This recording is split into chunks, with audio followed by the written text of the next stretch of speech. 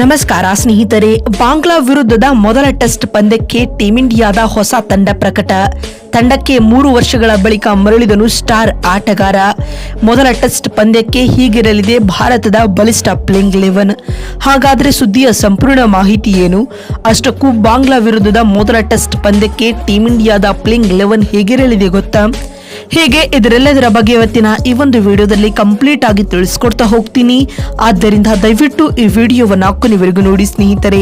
ಆದರೆ ಅದಕ್ಕಿಂತಲೂ ಮುನ್ನ ನಿಮ್ಮ ಪ್ರಕಾರ ಭಾರತ ಮತ್ತು ಬಾಂಗ್ಲಾ ನಡುವಿನ ಮೊದಲ ಟೆಸ್ಟ್ ಪಂದ್ಯವನ್ನ ಯಾರು ಗೆಲ್ಲುತ್ತಾರೆ ಎನ್ನುವುದನ್ನ ಕಾಮೆಂಟ್ ಮಾಡುವ ಮೂಲಕ ತಪ್ಪದೇ ತಿಳಿಸಿ. ಹೌದು ಸ್ನೇಹಿತರೆ, ಬರೋಬ್ಬರಿ 42 ದಿನಗಳ ಕಾಲ ವಿಶ್ರಾಂತಿ ತೆಗೆದುಕೊಂಡಿದ್ದ ಟೀಂ ಇಂಡಿಯಾದ ಆಟಗಾರರು ಇದೀಗ 1 ತಿಂಗಳ ಬಳಿಕ ಮತ್ತೊಮ್ಮೆ ಕ್ರಿಕೆಟ್ ಅಖಾಡಕ್ಕೆ ಕಾಲಿಡುತ್ತಿದ್ದಾರೆ ಸ್ನೇಹಿತರೆ. ಹೌದು, ಟೀಂ ಇಂಡಿಯಾವು ತನ್ನ ಮುಂದಿನ ಸರಣಿಯನ್ನ ಬಾಂಗ್ಲಾ ವಿರುದ್ಧ ಆಡಲಿದೆ. ಈಗಾಗಲೇ ಭಾರತ ಮತ್ತು ಬಾಂಗ್ಲಾ ನಡುವಿನ 2 ಪಂದ್ಯಗಳ ಟೆಸ್ಟ್ ಸರಣಿಯ ವೇಳಾಪಟ್ಟಿಯು ಕೂಡ ಪ್ರಕಟಗೊಂಡಿದ್ದು, ಮೊದಲ ಟೆಸ್ಟ್ ಪಂದ್ಯವು ಇದೇ ಸೆಪ್ಟೆಂಬರ್ 19ರಂದು ನಡೆಯಲಿದೆ ಸ್ನೇಹಿತರೆ.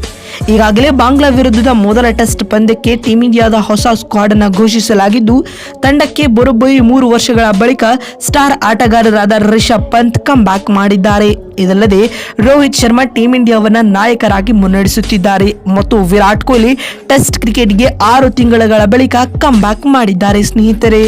ಇದರೊಂದಿಗೆ ಬಾಂಗ್ಲಾ ವಿರುದ್ಧದ ಟೆಸ್ಟ್ ಸರಣಿಗೆ ಬಲಿಷ್ಠವಾದ ಟೀಂ ಇಂಡಿಯಾದ ಸ್ಕ್ವಾಡ್ ಅನ್ನ ಬಿಸಿಸಿಐ ಪ್ರಕಟಿಸಿದೆ ಸ್ನೇಹಿತರೆ. ಇದಲ್ಲದೆ ಗೌತಮ್ ಗಂಭೀರ್ ಮತ್ತು ಮಾರ್ನಿ ಮಾರ್ಕಲ್ ರವರ ಕೋಚಿಂಗ್ ಸ್ಟಾಫ್ ಅಡಿಯಲ್ಲಿ ಟೀಂ ಇಂಡಿಯಾ ಆಡುತ್ತಿರುವ ಮೊದಲ ಸರಣಿ ಇದಾಗಿದೆ. ಹೀಗಾಗಿ ಈ ಸರಣಿಯು ಅತ್ಯಂತ ಮಹತ್ವದ ಸರಣಿಯಾಗಿದೆ.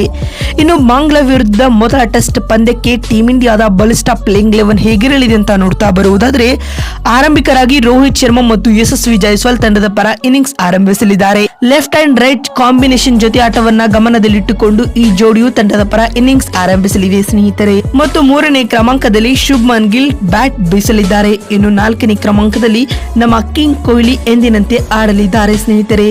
ಇನ್ನು 5ನೇ ಕ್ರಮಾಂಕದಲ್ಲಿ ವಿಕೆಟ್ ಕೀಪರ್ ಕಮ್ ಬ್ಯಾಟ್ಸ್ಮನ್ ಆಗಿ ರಿಷಬ್ ಪಂತ್ ಆಡುವ ಸಾಧ್ಯತೆಗಳು ದಟ್ಟವಾಗಿವೆ ಸ್ನೇಹಿತರೆ. ಇನ್ನು 6ನೇ ಸ್ಲಾಟ್ ನಲ್ಲಿ ನಮ್ಮ ಕನ್ನಡಿಗ ಕೆಎಲ್ ರಾಹುಲ್ ಆಡಲಿದ್ದಾರೆ.